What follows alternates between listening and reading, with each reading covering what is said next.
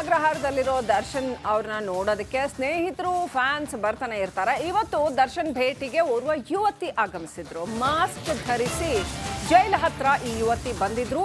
ಆದ್ರೆ ಭೇಟಿಗೆ ಅವಕಾಶ ಸಿಗ್ಲಿಲ್ಲ. ಯುವತಿ ವಾಪಸ್ ಆದ್ರು. ಆರೋಪಿ ಭೇಟಿಗೆ ಪೊಲೀಸರು ಅವಕಾಶ ಕೊಡ್ಲಿಲ್ಲ. ಆ ಹಿನ್ನೆಲೆಯಲ್ಲಿ ಮಾಧ್ಯಮಗಳ ಕ್ಯಾಮೆರಾ ಕಾಣ್ತಾ ಇದ್ದ ಹಾಗೇನೆ ಇನ್ನಷ್ಟು ಮಾಸ್ಕ್ ಸರಿ ಮಾಡಿಕೊಂಡು ಯುವತಿ ಹೊರಟು ಹೋದ್ರು. ಅವರು ನಮ್ಮ ಕುಟುಂಬದವರು ಹಾಗಾಗಿ ನೋಡೋಕೆ ಬಂದಿದ್ದೆ ಅಂತ ಪೊಲೀಸರ ಹತ್ರ ಅವಕಾಶಕ್ಕಾಗಿ ಕೇಳಿದ್ರಂತೆ. ಅವಕಾಶ ಕೊಡಲಿಲ್ಲ. ಹಾಗಾಗಿ ಬೇಸರಗೊಂಡು ಹಾಗೇನೆ ವಾಪಸ್ ಹೋದ್ರು.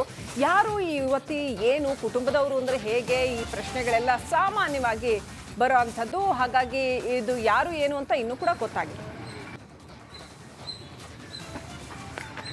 ದೃಶ್ಯಗಳಲ್ಲಿ ನೋಡ್ತಾ ಇದ್ದೀರಿ, ಈ ಯುವತಿ ಬಂದಿದ್ದಾರೆ ಅಲ್ಲಿ ಜೈಲ್ ಹತ್ರ. ಅಲ್ಲೇ ನಿಯರ್ ಬೈ ನಮ್ಮ ಎಲ್ಲ ಮೀಡಿಯಾ ಕ್ಯಾಮೆರಾಗಳಿದ್ದಾವೆ. ಸೊ ಅವರು ಕೂಡ ಕೇಳಿದ್ದಾರೆ. ಅವ್ರಿಗೇನು ರಿಯಾಕ್ಟ್ ಮಾಡಿಲ್ಲ. ಅವರು ಇವ್ರನ್ನ ಅಲ್ಲಿ ಒಳಗಡೆ ಬಿಟ್ಟಿಲ್ಲ. ಸ್ವಲ್ಪ ಕೋಪ ಮಾಡ್ಕೊಂಡು ಅವರು ವಾಪಸ್ ಹೋಗ್ತಾ ಇರೋವಂಥದ್ದನ್ನು ನೋಡ್ತಾ ಇದ್ದೀರಾ. ಯಾರು ಇವರು, ಸಿನಿಮಾ ಇಂಡಸ್ಟ್ರಿ ಅವರ ಅಥವಾ ದರ್ಶನ್ ಕುಟುಂಬದವರು ಅಂತ ಕೇಳಿದ್ರಂತೆ. ಕುಟುಂಬದವರು ಅಂದರೆ ಯಾರು ಏನು ಇನ್ನೂ ಕೂಡ ಯಾವುದೇ ಡೀಟೇಲ್ಸ್ ಲಭ್ಯ ಆಗಿಲ್ಲ. ದರ್ಶನ್ ಅವ್ರನ್ನ ನೋಡೋದಕ್ಕೆ ಸಾಕಷ್ಟು ಜನ ಬರ್ತಾ ಇದ್ದಾರೆ ಅನ್ನೋಂಥ ಮಾಹಿತಿ ಇತ್ತು. ಎಲ್ಲರನ್ನೂ ಕೂಡ ಪೊಲೀಸರು ಒಳಗಡೆ ಬಿಡ್ತಾ ಇಲ್ಲ. ಆದರೆ ಇವತ್ತು ಒಬ್ಬ ಯುವತಿ ಬಂದಿದ್ದಾರೆ. ನೀವು ದೃಶ್ಯಗಳಲ್ಲಿ ನೋಡ್ತಾ ಇದ್ದೀರಾ. ಅವ್ರು ಬಂದು ದರ್ಶನ್ ಅವ್ರನ್ನ ನೋಡೋದಕ್ಕೆ ಅವಕಾಶ ಕೇಳಿದ್ರು. ಆದರೆ ಅವಕಾಶ ಲಭ್ಯ ಆಗಲಿಲ್ಲ. ಸಿನಿಮಾ ಇಂಡಸ್ಟ್ರಿಗೆ ಸಂಬಂಧಪಟ್ಟವರ ಅಥವಾ ಯಾರು ಅನ್ನೋದು ಇನ್ನಷ್ಟೇ ಗೊತ್ತಾಗಬೇಕಾಗಿದೆ. ಆ ಕುರಿತಾದ ಡೀಟೇಲ್ಸ್ ಲಭ್ಯ ಇಲ್ಲ. ದರ್ಶನ್ ಅವ್ರನ್ನ ನೋಡಬೇಕು ಅಂತ ಬಂದರು. ಪೊಲೀಸರು ಅನುಮತಿ ಕೊಡಲಿಲ್ಲ. ಸೀದಾ ವಾಪಸ್ ಹೋದ್ರು.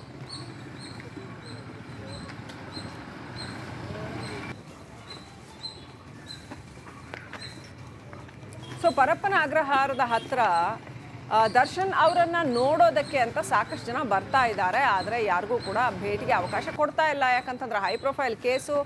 ಮೊದಲೇ ಅದರಲ್ಲಿ ಭದ್ರತೆ ಹೆಚ್ಚಿರುವಂಥ ಸೆಲ್ನಲ್ಲಿ ದರ್ಶನ್ ಅವ್ರನ್ನ ಇಡಲಾಗಿದೆ ಅಂತ ಬೇರೆ ಹೇಳಲಾಗಿದೆ. ಹಾಗಾಗಿ ಅವಕಾಶಕ್ಕೆ ನಿರಾಕರಣೆ ಮಾಡ್ತಾ ಇದ್ದಾರೆ ಪೊಲೀಸರು. ಯಾವುದೇ ರೀತಿಯ ಭೇಟಿಗೆ ಅವಕಾಶ ಕೊಡ್ತಾ ಇಲ್ಲ.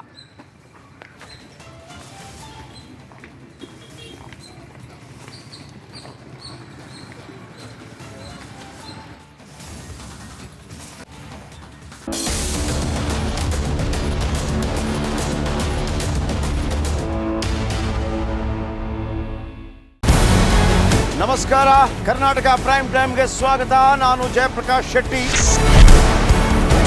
ಇಡೀ ಕರ್ನಾಡು ಇವತ್ತು ರೆಬೆಲ್ ಆಗಿ ನಿಂತಿದೆ.